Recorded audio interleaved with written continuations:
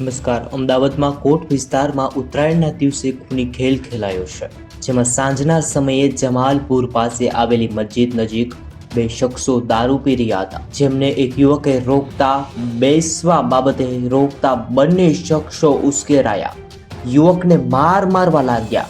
આ દરમિયાન બે શખ્સોએ યુવકને છરીના ઘા માર્યા છે, જેમાં યુવકના ભાઈ અને ભાભી વચ્ચે આવતા તેમના પર છરી વડે હુમલો કર્યો. આ ઘટનામાં યુવકનું મોત નીપજ્યું છે. પોલીસે બંને શખ્સો વિરુદ્ધ ગુનો નોંધી અને વધુ આગળની તપાસ હાથ ધરી છે. ઝઘડામાં વચ્ચે પડતા ભાઈને પણ છરીના ઘા ઝીક્યા. અમદાવાદમાં જમાલપુરમાં રહેતા સાજિયા બાનુએ ફરિયાદ નોંધાવી છે કે તેઓ 14 જાન્યુઆરીએ સાંજે ઘરે હાજર હતા, ત્યારે સાંજે 6:30 વાગ્યે તેમના ઘરની બહાર બૂમાબૂમ થતી હતી.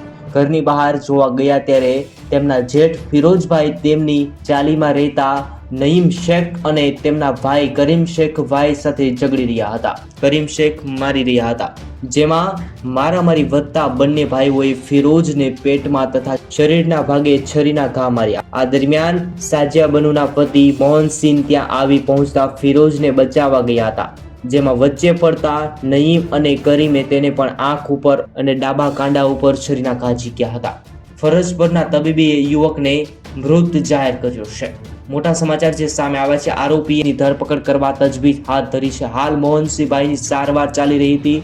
આ સમગ્ર મામલે હત્યા અને મારામારી ગાયકવાડ હવેલી પોલીસ સ્ટેશનમાં સાજિયા બાનુએ ફરિયાદ પણ નોંધી છે અને આરોપીને પકડવા તજવીજ હાથ ધરવામાં આવી છે.